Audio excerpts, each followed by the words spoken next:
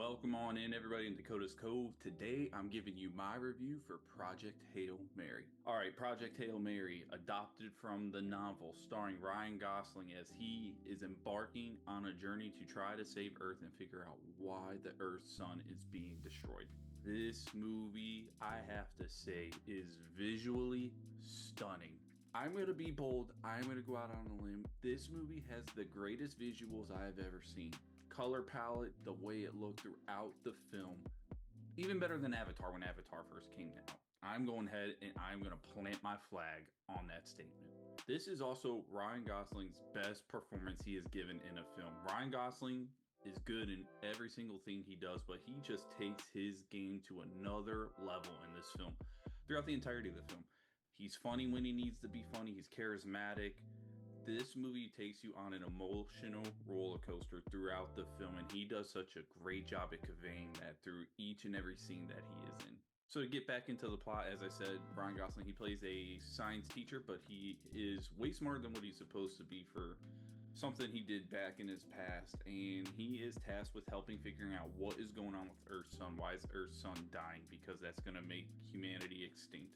And the way that they go through this and how they show the science behind what is going on when they find this life form called astrophage, what's going on.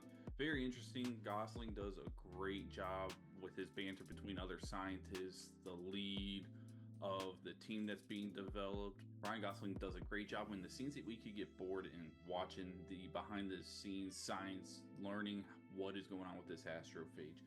You can easily tune out because it gets very wordy. It's a lot of technical mumbo jumbo, but they do a great job. And Ryan Gosling's character, how quirky he is, helps make these scenes very interesting.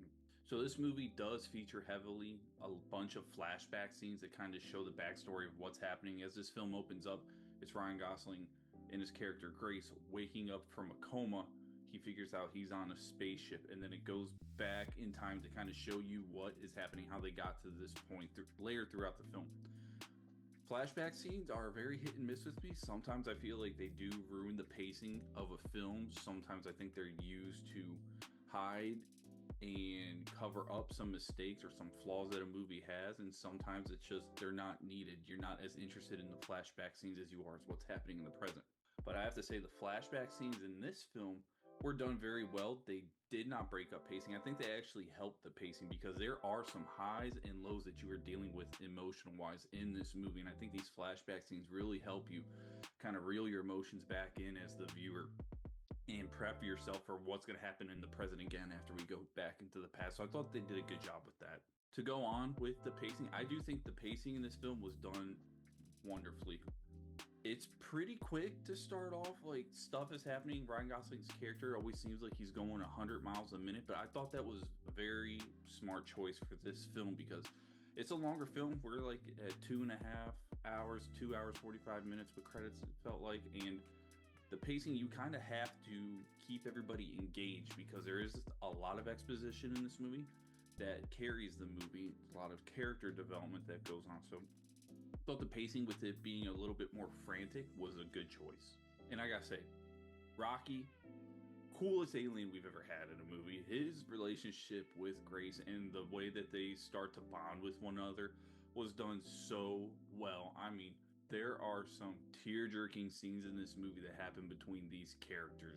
And I mean, they did so well. And Ryan Gosling does such a great job with his character of, you really feel like these two became friends during this movie. And they almost become like brothers at one point because, I mean, they're in space. There's nobody else around. It's just these two. They're trying to figure out what's going on because Rocky's having the same problem that Grace is having. Their stars, their sun is being destroyed by this astrophage too. So they come together to try to figure out how to come up with a solution. I'm going to be completely honest. This movie completely surprised me. I don't really go in watching trailers or anything. Saw a little preview for this on TV. I was interested because I love space films. I gotta say, this is probably my movie of the year as of right now. I think this one is definitely going to win awards. It should. If it doesn't win awards for the visuals or anything, something's wrong because this film, I cannot believe how much I actually enjoyed it. This is the best space movie I have seen. And yes, it overtakes Interstellar and how fantastic Interstellar was. I think the pacing in this is better. Interstellar has moments where you kind of get bored and you feel like you're going to fall asleep, but still, Interstellar is a great film. I think Project Hail Mary overtakes it. And for my score, folks, this might come as a surprise to some of you because I don't hand out this score very much. I'm giving this a perfect 10 out of 10. Project Hail Mary was that good. I enjoyed it start to finish. Honestly, wish it was a little bit longer. That's how much I enjoyed the film. The emotional roller coaster you're on.